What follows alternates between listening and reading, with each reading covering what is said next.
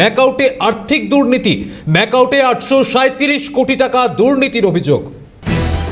ম্যাকআউটে 837 কোটি টাকার দুর্নীতির অভিযোগ। কলকাতা হাইকোর্টে জনস্বার্থ মামলা। সরকারি আর্থিক তহবিলের অপব্যবহারের অভিযোগ। টেন্ডার থেকে নিয়োগ ব্যাপক দুর্নীতির অভিযোগ। তপশিলি জাতি উপজাতি সংরক্ষণ নীতি ভঙ্গের অভিযোগ রয়েছে। এই মুহূর্তে যে খবর সামনে আসছে, ম্যাকআউটে আর্থিক দুর্নীতির অভিযোগ। ম্যাকআউটে 837 কোটি টাকা দুর্নীতির অভিযোগ। এসসি এসটি কমিশনকে দিয়েও তদন্তের দাবিতে মামলা। প্রতিনিধি অভিরূপা হাজরা আমাদের সঙ্গে রয়েছেন। অভিরূপা, কি জানতে পারছো? মৌলানা আবুল কালাম আজাদ প্রযুক্তি বিশ্ববিদ্যালয়ের আর্থিক দুর্নীতি নিয়ে কলকাতা হাইকোর্টে জনস্বার্থ মামলা দায়ের হয়েছে। আবেদনকারীর দাবি, সরকারি আর্থিক তহবিলে অপব্যবহার করা হয়েছে এবং বিশ্ববিদ্যালয়কে হলফনামা জমা দেওয়ার নির্দেশ বিচারপতি সুজয় পালের ডিভিশন বেঞ্চে। জনস্বার্থ মামলা দায়ের করা হয়েছে এই মর্মে যে 342 কোটি টাকা হিসাব বহির্ভূত অর্থ অন্যত্র স্থানান্তরিত করা হয়েছে। 128 কোটি খরচের কোনো শংসাপত্র জমা দেওয়া হয়নি। 96 কোটি অতিরিক্ত ক্রয় করা হয়েছে। তার 214 কোটির কাজ শেষ না করে অগ্রিম পেমেন্ট করা হয়েছে। 57 কোটি ভুয়ো নকল নথির মাধ্যমে খরচ করা হয়েছে। মোট আর্থিক দুর্নীতির হিসেব হচ্ছে 837 কোটিরও বেশি। সরকারি তহবিলের মানে সরকারি তহবিল হচ্ছে সাধারণ মানুষের অর্থের, সেই অর্থের এইভাবে অপব্যবহার করা হচ্ছে বলেই জনস্বার্থ মামলা দায়ের কলকাতা হাইকোর্টে, এবং যার ফলে বিশ্ববিদ্যালয়কে হলফনামা তলবের নির্দেশ দিয়েছেন বিচারপতি সুজয় পালের ডিভিশন বেঞ্চ। সঙ্গে থাকো অভিরূপা। এই মুহূর্তে যে খবরে নজর রেখেছি, ম্যাকআউটে আর্থিক দুর্নীতির অভিযোগ। ম্যাকআউটে 837 কোটি টাকা দুর্নীতির অভিযোগ। কলকাতা হাইকোর্টে জনস্বার্থ মামলা। টেন্ডার থেকে নিয়োগ ব্যাপক দুর্নীতির অভিযোগ। তপশিলি জাতি উপজাতি সংরক্ষণ নীতি ভঙ্গের অভিযোগ। বিশ্ববিদ্যালয়কে হলফনামা জমা দেওয়ার নির্দেশ দিয়েছে হাইকোর্ট। এসসি এসটি কমিশনকে দিয়েও তদন্তের দাবিতে মামলা। ক্যাগ রিপোর্টে চাঞ্চল্যকর তথ্য। ম্যাকআউটে আর্থিক দুর্নীতি। ম্যাকআউটের 837 কোটি টাকা দুর্নীতির অভিযোগ। কলকাতা হাইকোর্টে এই মর্মে জনস্বার্থ মামলা। আর এই মর্মে একটি এক্স পোস্ট করেছেন কেন্দ্রীয় শিক্ষা প্রতিমন্ত্রী সুকান্ত মজুমদার। পোস্টের মাধ্যমে সেই তথ্য তুলে ধরেছেন তিনি। সেই পোস্ট আপনারা দেখতে পাচ্ছেন, যেখানে এই পোস্টে তিনি দাবি করেছেন 342 কোটি হিসাব বহির্ভূত অর্থ অন্যত্র স্থানান্তরিত করা হয়েছে। 128 কোটি খরচের কোনো শংসাপত্র জমা দেওয়া হয়নি।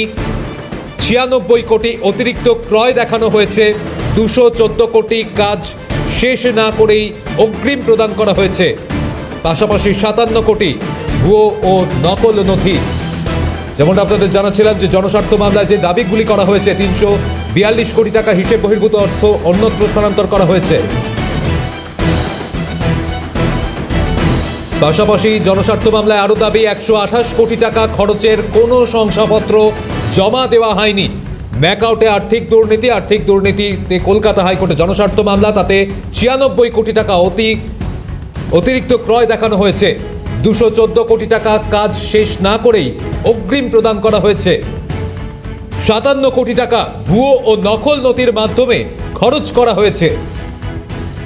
সব মিলিয়ে মোট আর্থিক অনিয়ম 837 কোটি টাকার বেশি। জনস্বার্থ মামলায় এমনটাই দাবি করা হয়েছে। কলকাতা হাইকোর্টের যে জনস্বার্থ মামলা, সেই মামলা এমন দাবি। গ্রাফিক্সের মাধ্যমে আপনাদের দেখাচ্ছি যে দাবি করা হয়েছে জনস্বার্থ মামলায়, যেখানে 837 কোটি টাকার যে দুর্নীতির অভিযোগ, কোন কোন খাতে কত কত টাকার কিভাবে দুর্নীতি হয়েছে, সেই তথ্য তুলে ধরা হয়েছে। প্রতিনিধি অভিরূপা হাজরা আমাদের সঙ্গে রয়েছেন। আমি ফিরে যাবো আবার অভিরূপার কাছে। অভিরূপা, দেখো, এই যে 837 কোটি টাকার আর্থিক তছরূপের অভিযোগ উঠেছে, আইনজীবী তরুণজ্যোতি তিওয়ারি এটা প্রথমে সকালে বিচারপতিদ্বয়ের দৃষ্টি আকর্ষণ করে তিনি বলেন যে এটা জনস্বার্থ মামলা হওয়ার প্রয়োজনীয়তা রয়েছে। তার কারণ হচ্ছে এই যে আর্থিক দুর্নীতিগুলো হয়েছে, তার যে যে খাতে হয়েছে সেগুলো প্রত্যেকটাই অবৈধ, এবং সেই খাতের অবৈধ পরিষ্কার করা হয়। এই জনস্বার্থ মামলায় রিপোর্ট তলব আদতে যে বিশ্ববিদ্যালয়ে কি যায় সেটা এখন দেখার বিষয়। সঙ্গে থাকো অভিরূপা। এই মুহূর্তের যে খবর সামনে আসছে এবং গ্রাফিক্সের মাধ্যমে আপনাদের দেখানোর চেষ্টা করছি যে দুর্নীতির অভিযোগ এই মুহূর্তে সামনে এসেছে। ম্যাকআউটের বিরুদ্ধে আর্থিক দুর্নীতির অভিযোগ। 837 কোটি টাকা দুর্নীতির অভিযোগ। কোন কোন খাতে কত টাকা দুর্নীতি জনস্বার্থ মামলার দাবি। আপনাদের এই প্রসঙ্গে শোনাবো আইনজীবী তরুণজ্যোতি তিওয়ারি কি বলছেন। কিছু লোকাল লোক যারা ম্যাকআউটের সাথেও যুক্ত, এরকম কিছু লোক এসে সর্বধর্ম মিশন বলে একটা এনজিও যে পিটিশনার, তার কাছে গেছিল। তাদের কাছে গিয়ে কিছু কাগজপত্র দেয়, দিয়ে বলে আপনারা বিষয়গুলো দেখুন, এখানে SC/ST ভায়োলেশন আছে, SC/ST একটা ভায়োলেশন রিক্রুটমেন্টের ক্ষেত্রে, এখানে আর্থিক বেনিয়ম আছে। এবার তারা বিশ্বাস করেনি, প্রথমে একটা RTI ফাইল করে, কারণ স্টেট গভর্নমেন্টের অডিট ডিপার্টমেন্ট অডিট করেছিল ম্যাকআউটে। সে অডিট রিপোর্ট যখন RTI রিপ্লাই পায়, তখন এরাও অবাক হয়ে যায়, কী করে সম্ভব। দেখা যায় কিছু ক্ষেত্রে প্রায় 150 কোটি টাকার ওপর বেশ কিছু ওয়ার্ক অর্ডার ইস্যু হয়ে গেছে উইদাউট টেন্ডার। 2 কোটি টাকার কাছাকাছি কম্পিউটার কেনা হয়েছে উইদাউট টেন্ডার। এক্সেস অ্যাপয়েন্টমেন্ট হয়েছে, টেম্পোরারি অ্যাপয়েন্টমেন্ট, যাদের টেম্পোরারি অ্যাপয়েন্টমেন্ট করার দরকারই ছিল না, তাদের স্যালারি অনেক বেশি। টেম্পোরারি অ্যাপয়েন্টমেন্ট যারা করেছে তাদেরকে এবার এক্সট্রা টাইমের ওভার টাইম করার জন্য তাদের টাকা পেমেন্ট করেছে। ইউনিভার্সিটির সাথে যারা যুক্ত তাদের sister in law, brother in law, ভাই ভাতিজা এদেরকে চাকরি দিয়েছে। অবাক হয়ে যাওয়ার মতো বিষয় হচ্ছে এখানে মুখ্যমন্ত্রীর ভাইও বাকি নেই। মুখ্যমন্ত্রী ভাই বাবুন ব্যানার্জিও নাকি এই ম্যাকআউটের অ্যাডভাইজার হিসাবে কাজ করতেন, 1 লক্ষ টাকা স্যালারি পেতেন। মহান ফিল্ম পরিচালক গৌতম ঘোষবাবু, তিনিও অ্যাডভাইজার ছিলেন, তিনিও 48,000 টাকা প্রতি মাসে পেতেন। এরকম আরও অনেকজন আছে। পিয়ারলেস হসপিটালে কয়েকজন ডাক্তার ছিলেন, তারাও 48,000 টাকা 50,000 টাকা করে পেতেন। টোটাল যদি হিসাব করা যায়, এক্সেস পেমেন্ট, হিসাব নেই পেমেন্ট। ইনফ্যাক্ট অভিষেক বন্দ্যোপাধ্যায়ের ঘনিষ্ঠ একটা সলিসিটর ফার্ম, সেই সলিসিটর ফার্মের নামও আসছে এখানে, তাদেরকে 50 লক্ষ টাকা ম্যাকআউট পেমেন্ট করল ফিস বাবদ, কিন্তু কোনো রকম TDS কাটা হয়নি। তো এই পুরো ইস্যুটা নিয়ে প্রায় 820 কোটি টাকার ওপর, 823 কোটি অ্যান্ড সামথিং টাকার ইরেগুলারিটি স্টেট গভর্নমেন্টের অডিট ডিপার্টমেন্ট পেয়েছিল। তারপর কোনো অ্যাকশন হয়নি, কোনো স্টেপ হয়নি। বিভিন্ন অথরিটিকে চিঠি করা হয়, বিভিন্ন অথরিটিকে কমপ্লেন করা হয়, কিছু হয় না। তারপর আলটিমেটলি মামলার মূল বক্তব্য মেনলি হচ্ছে এই 800 সামথিং কোটি সেটা ডিফলকেশন। সেকেন্ড পয়েন্ট হচ্ছে ওখানে যারা অ্যাপয়েন্টমেন্ট হয়েছে তাদের অ্যাপয়েন্টমেন্টটা কীভাবে হয়েছে। Third point SC/ST reservation roaster, যেটা অ্যাপয়েন্টমেন্টের ক্ষেত্রে মানা হয় না। ইনফ্যাক্ট কিছু টেম্পোরারি টিচার আছে, তাদেরকে আন্ডারে গাইড দিয়ে তাদেরকে গাইড বানিয়ে PhD করানো হচ্ছে তাদের আন্ডারে, ইলিগাল। পদ্মশ্রী প্রাপক কাজী মাসুম আক্তার আমাদের সঙ্গে এই মুহূর্তে রয়েছেন। এই মুহূর্তে যে খবর সামনে আসছে, ম্যাকআউটের বিরুদ্ধে দুর্নীতির অভিযোগ, প্রায় 837 কোটি টাকার দুর্নীতির অভিযোগ রয়েছে, এবং কোন কোন খাতে কত টাকার দুর্নীতি, কিভাবে সেই টাকা ব্যয় করা হয়েছে, ইতিমধ্যেই ক্যাগ রিপোর্টের তথ্য প্রকাশ্যে। কি বলবেন? দুঃখজনক, অবশেষে ম্যাকআউট কল্পনা করতে পারছি না, এবং দুর্নীতির পরিমাণ ভয়ঙ্কর বেশি।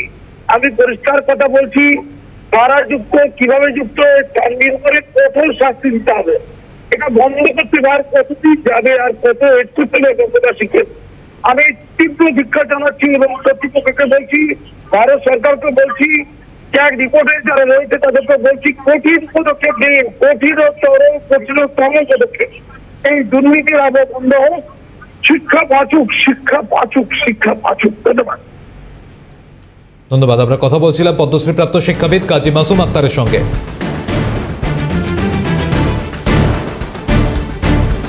ম্যাকআউটে আর্থিক দুর্নীতি, 837 কোটি টাকার দুর্নীতির অভিযোগ, কলকাতা হাইকোর্টে জনস্বার্থ মামলা। সরকারি আর্থিক তহবিলে অপব্যবহারের অভিযোগ, টেন্ডার থেকে নিয়োগ, ব্যাপক দুর্নীতির অভিযোগ।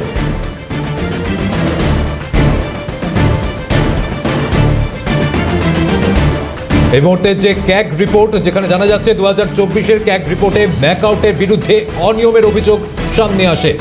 টেন্ডারে অংশ নেওয়া সেরা সংস্থাকে এড়িয়ে কাজের বরাত দেওয়া হয়েছে সবচেয়ে কম যোগ্যতার সংস্থাকে। যে রিপোর্টে তথ্য তুলে ধরা হয়েছে, টেন্ডারে অংশ নেওয়া সেরা সংস্থাকে এড়িয়ে কাজের বরাত সবচেয়ে কম যোগ্যতার সংস্থাকে। 2 নম্বর, নিয়োগ করা চুক্তিভিত্তিক কর্মীদের বেতন খাতে টাকা দিতে গিয়ে 1.5 কোটি টাকা অতিরিক্ত খরচ হয়েছে। এছাড়াও 3 নম্বর যে পয়েন্ট সামনে আসছে, পূর্ত দপ্তর ও ইঞ্জিনিয়ারদের পরীক্ষা এবং অনুমোদন ছাড়াই বিভিন্ন নির্মাণে হিসেব বহির্ভূত 155 কোটি টাকা খরচ। এছাড়াও 4 নম্বর, পরীক্ষার ফি, রেজিস্ট্রেশন বা ডেভেলপমেন্ট ফি এর ক্ষেত্রে 2 কোটি টাকার কোনো হিসেব পাওয়া যায়নি। এছাড়াও ক্যাগ রিপোর্টে আরও দাবি, স্থায়ী শিক্ষকদের পদোন্নতিতে অনিয়ম এবং শিক্ষক কর্মীদের অগ্রিম বাবদ বরাদ বিপুল টাকা বকেয়া। কর্মীদের ওভারটাইমেও প্রয়োজনীয় নোট ছাড়া বাড়তি ব্যয় করা হয়েছে। পাশাপাশি নির্বাচনের যথাযথ প্রক্রিয়া অনুসরণ না করে কর্মসমিতির অনুমোদন ছাড়াই নিয়মিত নিয়োগ। আমাদের সঙ্গে এই মুহূর্তে রয়েছেন কেন্দ্রীয় শিক্ষা প্রতিমন্ত্রী সুকান্ত মজুমদার।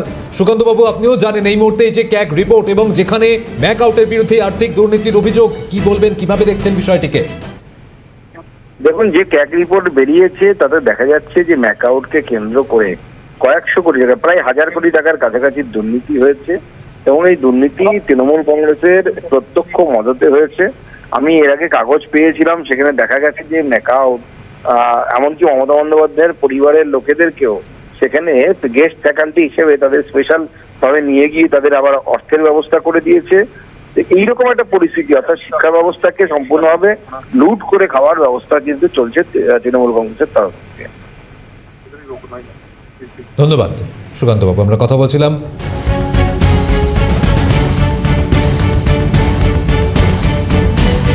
কেন্দ্রীয় শিক্ষা প্রতিমন্ত্রী সুকান্ত মজুমদার আমাদের সঙ্গে ছিলেন।